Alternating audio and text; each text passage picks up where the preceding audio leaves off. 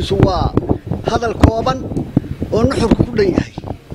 عاد بوسو ديار جرودين هون سألوا وسو ديار جرودين ماشي ما بقول وسير كأنك ويا أني هداونا هيقول لك الدقالة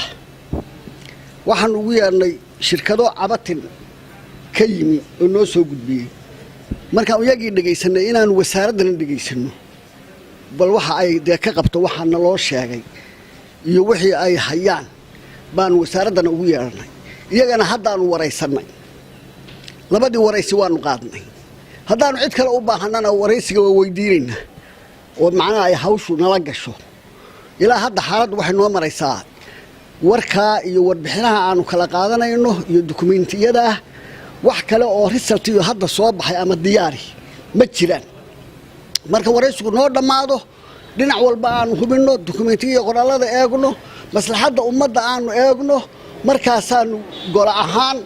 aan ka soo saari doonaa hadii alla yari conclusion arintu intaas ay ku dhantahay assalaamu calaykum iyago shaqadoodii dastuuriga gudanaya xildhibaanadu way yeedheen wasiirahan wasaaradda macdanta iyo tamarta waxa uu soo gudbay cabasho dhowr sharikadood oo magaalada iyo dal meelo kale koronto ka daara oo muxuu ahaayay cabashadaasina runtii laba umay qaabilsanayd aan anigu u fahmay mid weeye inay wasaaraddu macdanta iyo tamartu ay sharaa'ig kamida ama mid kooto uga xidhay in ay ganacsiga korontada ay maalinka maanta kooto u noqoto ay meelaha dadka kale looga xidho sharaa'igii kalena marka loo sii daayay inay wixii fidinay doonayso inay samayso ay fidiso iyadaan waxba maalinka maanta la eegin in maalinka maanta muxuu ahaa sharaa'igii kale oo sharaagan cabanaya ay kamid yihiin laga xakameeyay iyaga muxuu ahaa ama leyd fidin sharikada ama maalinka maanta muxuu ahaa sharikad gaarana suuqii loo xidhay taa runtii waan uga waranay xildhibaanada waraaqihii cadaymada ahayd inaana wax cid aanu koota u xidhnay aanay jirin ee ahayd wareegta aanu sharaa'ig oo dhan u diray oo aanu kula talilinay intan sharci aanu samaynayno sharci soo baxayo aynu nidaamino aaga korontada oo aynu markaa ku soo dabaalo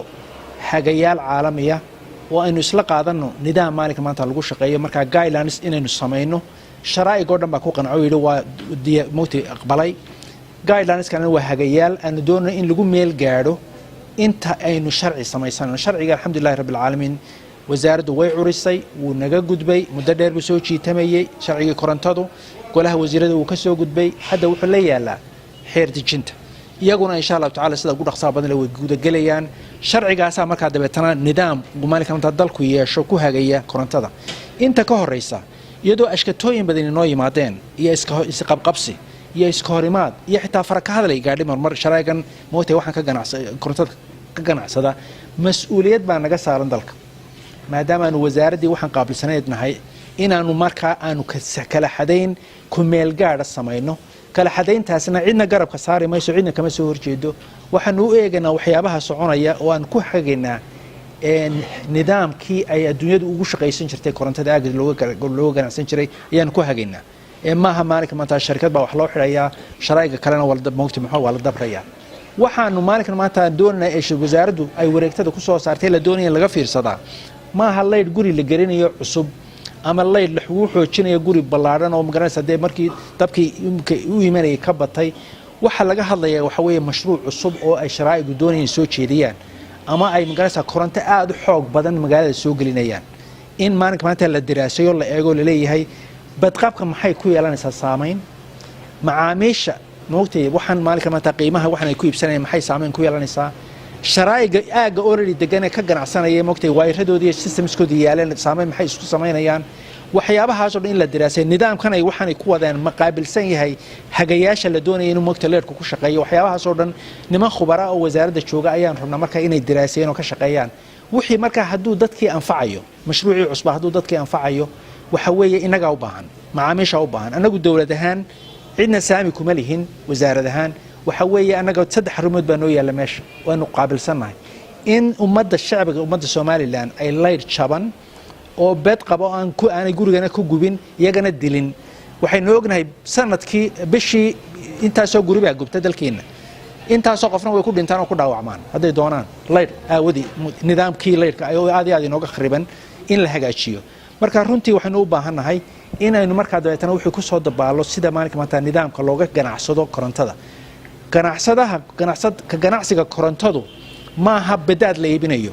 maaha bariis aad moogtay mar inay hebel ka soo iibsanayso ama in hebel kiisa wuu ka jabay kan ka soo qaado sidaa uma shaqeeya leydhku waxa weeye system buu yeeshay nidaam baa lagu rakibaa badqab iyo nidaam baa lagu ilaaliyaa dowlad baa hagta waa la regulate gareeyaa waa aad iyo aad baa magaranaysaa loo maareeya dowladdu moogtay u dul joogtaa waayo waa wax saameyn weyn ku leh noloshii aadamaha oo wax walaynu isticmaalaa maanta leydh bay u baahan yihiin sidaa biyaha ugu baahan leydhkan ugu baahannahay marka yacni jaantaa rogan hantaa hadhuubla batalaqsi kuma gala leydhku caasimadeenna waa aragtaan maanta caasimad adduunyada dhisan oo waayiradeeda iyo sistamka waraabiya korontada u wareeya sidaa yahay ma jiro haddaynu markaa rabno inaynu sidaa u soconno aynu caasimadeennu sidaa u ekaato dee waxa weeye waa jaantaa rogan inoo wada way heesta inoo wada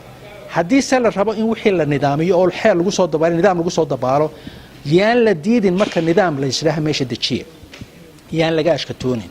micnaheedu maaha markaa sharikad gooniya loo jeedaa in suuqa laga saaro waxa weeye waxaa loo jeedaa inaynu nidaamino